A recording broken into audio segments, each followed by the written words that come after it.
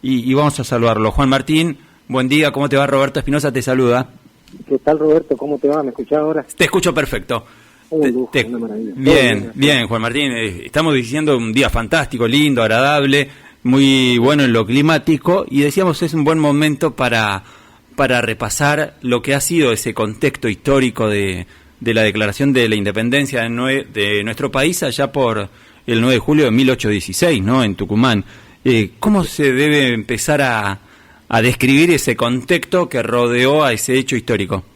Claro, o sea que para mí es fundamental para toda esta fecha, digamos, en que celebramos nuestro proceso de emancipación, todavía inconcluso, eso hay que recalcar que está inconclusa nuestro proceso de emancipación, y justamente porque abandonamos el sendero que habían indicado los políticos del siglo XIX, los más lúcidos políticos del siglo XIX, si me refiero a Bolívar, Artigas, San Martín, O'Higgins, Arguedas, Molde, que pensaron en un destino continental, y ese destino continental para darnos una verdadera independencia, ¿sí? O sea, una cosa es declararse independiente y otra cosa es tener con qué ser independiente, esa parte es la que nos falta todavía, es un sendero obligado, volver al continente, que era no por casualidad el territorio que pensaron estos políticos para lograr una soberanía auténtica, ¿sí?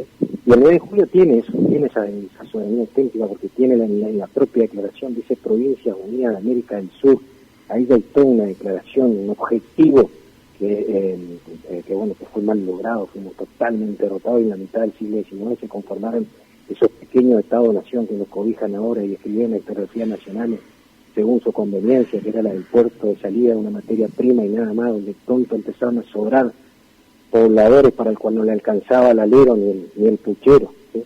Entonces tenemos que volver para mí lo fundamental de todo este proceso emancipatorio es rescatar el espacio continental, que era, digamos, el objetivo de los políticos de principios del siglo XIX. Y en ese berenjenal del 14 al 16, donde se produce el Congreso de Tucumán con todos los problemas, con el deseado que se convierte en lo que era una porquería, me refiero a Fernando VII, y la Provincia Unida del Río de la Plata, el único lugar donde se resiste todavía la soberanía popular, que es una lucha por la soberanía popular, en donde están todos mezclados, americanos y españoles, porque ahí la lucha es entre absolutistas y realistas, entre un nuevo mundo que están haciendo a partir de que los ingleses le cortaron la cabeza a su rey en el siglo XVII, un siglo antes, 130 años antes que los franceses, nada más que los ingleses después se dieron buena prensa y solo presentan la gloriosa revolución, pero ellos también tuvieron a Cromwell, y encabezando la revolución burguesa le cortó la cabeza a un Carlos, creo que era Estuardo, ahora no me acuerdo, pero le hizo saber a los nobles que a partir de ahí la burguesía inglesa era la que decidía el destino de esa nación, de esa potencia en sus inicios, ¿sí?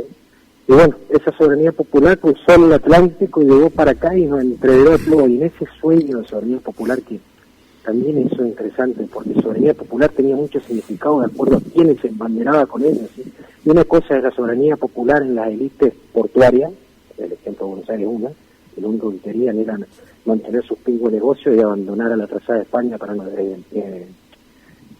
atarse al mercado británico, y otra cosa era la soberanía popular para los gauchos de Güemes, para los indios que andaban con Artigas, para la soldadesca que fue en esas varias campañas más logradas al Alto Perú, para los indios del Alto Perú, tenía diferentes significados, y a mí me gusta más ese significado que el que se terminó imponiendo, vuelvo a reiterar, en la segunda mitad del siglo XIX, ese significado de soberanía popular que anhela las banderas liberales de igualdad, fraternidad, libertad completa, ¿sí? No solo la libertad económica, que es la que terminó imperando. Ahora, Juan Martín, vos sabés que me quedo con lo primero que marcaste, o alguna de las cosas que marcaste al principio, eso de, por ejemplo, de que se trata de una independencia inconclusa, y cuando fundamentaste por qué, dijiste, y por qué para declarar la independencia tenemos que sostenerlo y tener con qué sostenerlo. Claro, sí, actualmente no tenemos entonces todavía esa cuestión de cómo sostenemos esta independencia, sobre todo cuando uno lo piensa en un marco de un endeudamiento feroz, estamos muy dependientes de lo que nos dice el Fondo Monetario, por ejemplo.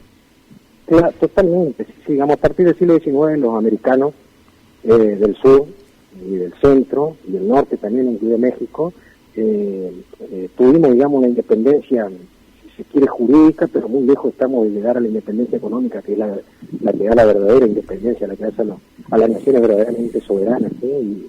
Y permiten ingresar a ese grupo selecto de los países desarrollados.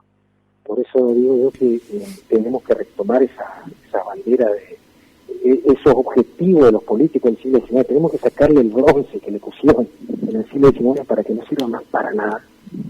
Traernos a la vida nuevamente, tal cual como ella la vivía en el peligro, diría Walter Benjamin, y ahí se vuelve la cosa mucho más jugosa, ¿sí? Y ahí donde aquel momento angustioso de julio del 16 se reedita en nuestra vida totalmente, ¿sí? Claro está que han pasado 2 siglos y muchas generaciones han hecho enormes sacrificios para que nuestra situación sea más llevadera, ¿sí? Hoy, gracias a esas generaciones que nos preceden y que dieron muestra de dar testimonio en momentos difíciles, a nosotros nos toca usar más la inteligencia que el coraje. O sea, tenemos que estar agradecidos con estas generaciones que nos precedieron en las luchas y partir de esa base, pero trayéndolo, digamos, a esas luchas anteriores a la vida, ¿sí? Encontrando esos senderos que todavía no logran concretarse, pero que están ahí esperando realizarse. Y que esa es la verdadera historia de la humanidad, decía Zambrano. Estaba en esas desesperaciones y angustias que todavía no logran sosiego. Juan Martín, vos sabés que siempre se marca que un par de, no sé si de meses o de años antes, ya José Gervasio Artigas, una historia por ahí minimizada, subestimada por la historia argentina, pero sin embargo que ha sido muy fuerte para nuestro país, como símbolo, ¿no? Ya José Gervasio Artigas, jornadas antes, no sé si meses o años antes de que se declarara la independencia de 1816, ya quería independizarse, pero sin embargo no tuvo eco su pedido. ¿Por qué? Totalmente, sí. En ese sentido, Mitre, que es nosotros somos argentinos como quería Mitre, y esos argentinos pequeños, digamos, con un puertito de salida para una o dos materias primas y al otro sobra.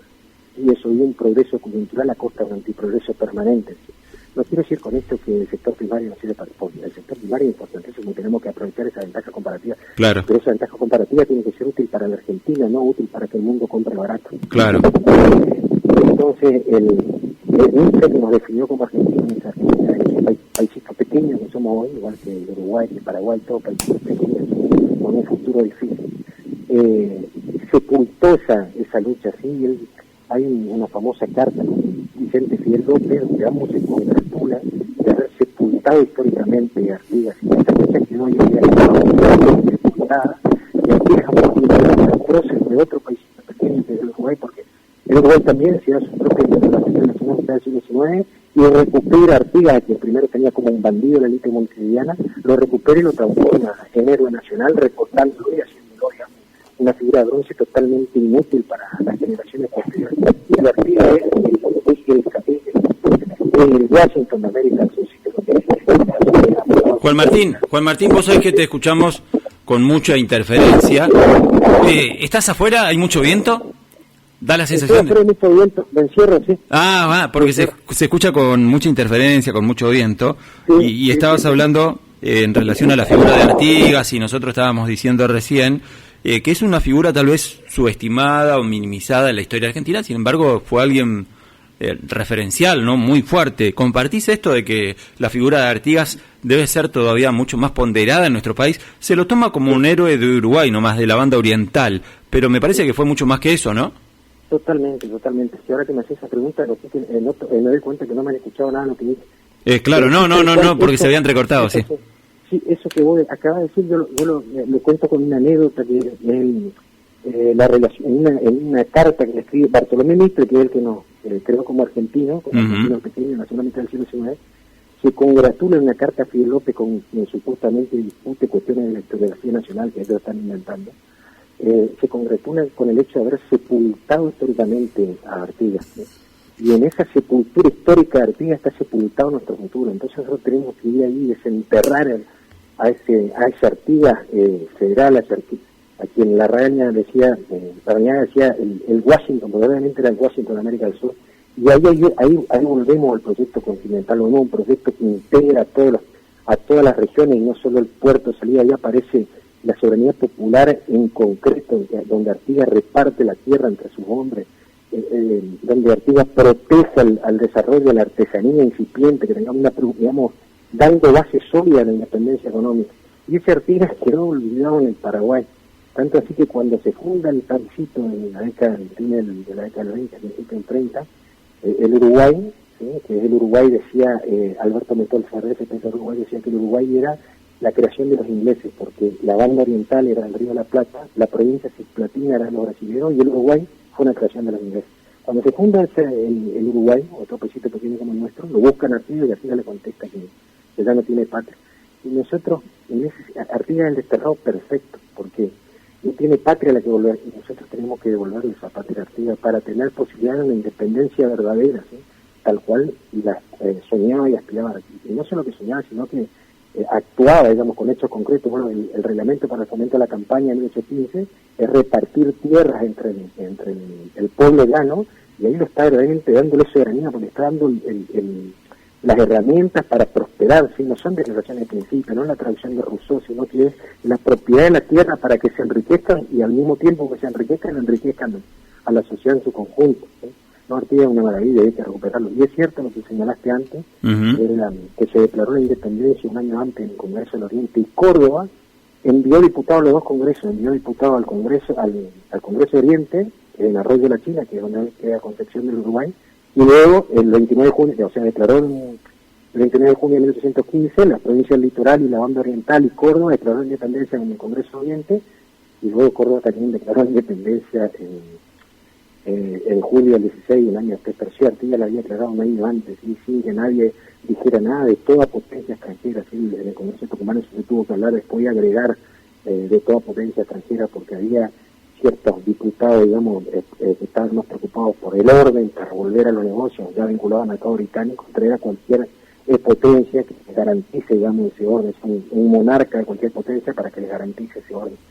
De hecho, Alvear, que cuando comienza toda la debacle a partir del año 15, cada directorio Alvear intenta negociar el protectorado británico, entonces estaba muy presente. Y las provincias a partir del año 15, con razón, comienzan a desconfiar del centralismo porteño, ¿sí? Entonces por eso es que se le cede el lugar del Congreso a Tucumán, justamente para frenar un poco al interior, porque en el interior se iba a volcar a los brazos de Artigas. Bueno, ahí también yo creo que ahí hay el verdadero se encuentra, ¿no? El de Guayaquil allá arriba, donde San Martín ya tenía un ejército sin posibilidad de mantenerse, entonces no le queda otro que ponerse a la orden de Bolivia y hasta mañana a Buenos Aires. Claro. Y que a veces se encuentre entre Güemes y Artigas, ahí tendría que haber un encuentro. Claro. Hubo que haber, y esto ya es otra cosa. No hubo, ¿no? Ese encuentro entre Güemes y Artigas no hubo. No. Para aplastar a Buenos Aires, aplastar no a Buenos Aires, sino a la... Se entiende, al centralismo, ¿no? Porteña, exactamente. Y fíjate qué interesante, ¿no, Juan Martín, lo que estás marcando para relacionarlo con la historia actual, ¿no? Con el presente. Los gobernadores del Norte Grande, viste, la Liga de Gobernadores o los gobernadores del Norte Grande, lo que más se están remarcando es un federalismo real. Están pidiendo la presencia de un federalismo real. ¿Por qué? Porque sigue dándose ese unitarismo tan marcado que ya los próceres como San Martín, como Artigas, combatían, pero sin embargo queda claro que el unitarismo se impuso, ¿no? Totalmente, sí. Y bueno, por eso yo vuelvo al continente como espacio, ¿sí? El continente como espacio nos deja a nosotros en el corazón del continente, y es fundamental que nosotros nos integremos operando, ¿sí? Porque hubo varias declaraciones de integración que quedaron en la nada, que no terminamos todos compitiendo y logramos ser economías cada vez más pequeñas, y tenemos que cooperar, integrar las universidades, crecer como una sola nación, que era la aspiración que tenían estos políticos. Los próceres no sirven para nada. Estos políticos del principio del siglo XIX que anhelaban para nosotros otro futuro, una nación verdaderamente independiente. Y Artigas en eso es lejos un padre de la patria. Ustedes saben que Sarmiento, un hombre muy lúcido, muy inteligente, muy escritor, escribe en su Facundo, tiene varios prólogos. No recuerdo si es hay un prólogo que creo que sí en Bolivia, no estoy seguro, que después él lo quitó, ahora que aparecen todos los prólogos, por supuesto, donde él hace un análisis certero sobre la diferencia que hay entre los caudillos americanos y San Martín, que está extraordinaria, porque San Martín es un hombre que vive en español de las tres banderas, ¿sí? Igualdad, libertad, fraternidad, libertad, y eso ya estaba siendo derrotado en España, entonces vino a pelear por esas tres banderas en América, donde había nacido. Pero una vez que se comienza a resolver la cuestión de la independencia con el Imperio Español, él queda distante de los problemas que tenía América para seguir en su lucha por la verdadera emancipación, y eso le da la posibilidad de ir a Europa y morir allá. Los otros quedaron todos enterrados hasta la berija y terminaron nadando en el mar. Si uno lee esas cosas, hay una desesperación angustiante hasta el final de ese siglo. Por ejemplo, una novela como la de García Márquez sobre Bolívar, El general en su laberinto, uno nota esa angustia que viven, digamos, que todo su esfuerzo quedan absolutamente en la nada, y eso es lo que sucedió. Claro, y fíjate qué interesante, Juan Martín, porque hoy casualmente estábamos recordando esa definición de Mauricio Macri cuando se cumplían los 200 años de la independencia, frente al rey Juan Carlos de España. Dijo: quería pedirle disculpas, querido rey, por esa angustia que habrán tenido los héroes cuando se independizaron de España, y la angustia no era precisamente por eso, ¿no? Era por otra cosa. No, fíjate, más allá de Presinó, que es una luminaria, después, más allá del Presinó, digamos, pero lo interesante es ver cómo esa clase ha sido, digamos, mantenido una línea, una conducta política sin dobleces desde el proceso emancipatorio hasta nuestros días. Las élites no han dado puntadas sin uno, y por eso que las cosas les salen tan bien. Tienen mucho poder concentrado, también hay que reconocerlo, pero Tomás Gancherena, que es uno de los que participa en el Congreso de Tucumán como diputado por Buenos Aires, y que se sienta ahí con los cuicos, le dice a los diputados del Alto Perú, lo trata muy efectivamente, se ríe cuando proponen un rey inca, dice: van a tener un rey de la casta de la chocolate, que le van a sacar de una pizzería, son lugares donde se van a emborrachar.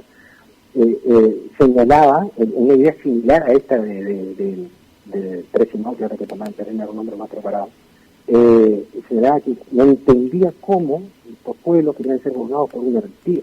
Le molestaba ser gobernados por un rey extranjero, y no le molestaba ser gobernados por una Artigas o un Santa Fe, como diciendo alguien de la misma calaña.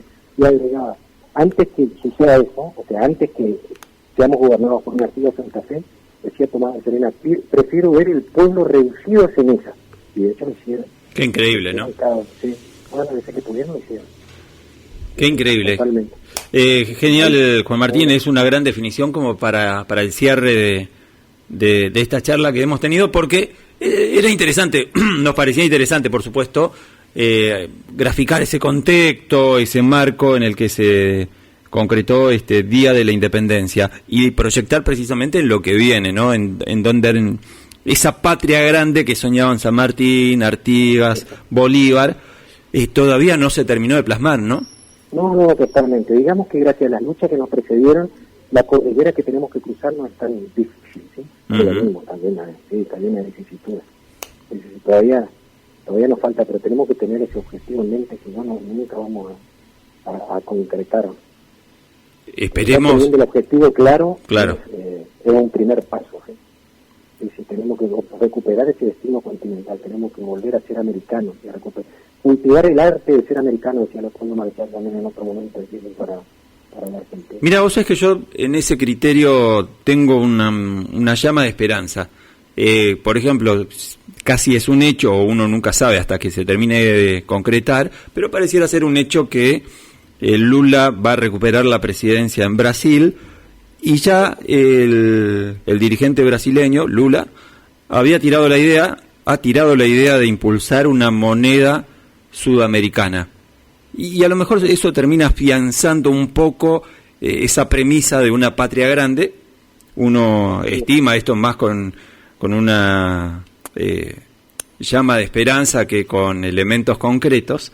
Pero ¿quién te dice, Juan Martín, que esto termine prendiendo y termine siendo, en definitiva, el comienzo de un afianzamiento de esa patria grande? Totalmente, sí. Los pueblos de Latinoamérica quieren eso y ojalá lo logren. Sí. Esperemos que así sea. Entonces, seamos como Artigas, ciegos idólatras de la dignidad popular. Bien, nos parecía interesante también en este marco, Juan Martín, recordar la figura de Artigas, ¿no? Que siempre... ¿tenés idea por qué es tan subestimada en nuestro país la figura de Artigas? Porque siempre sigue presente y tan vivo como a mitad del siglo XIX. Está ahí con su poder, con el dominio intelectual de los argentinos, funcionando a pleno. Sí, nos tiene poniendo su cucharita todos los días. Claro, la historia mitrista, como dijiste, ¿no? Sí, así totalmente. Sigue imperando más allá de vos lo mencionaste a ti, digamos que hay, pero eso es un barniz, una superficie, es superficial, todavía tiene que...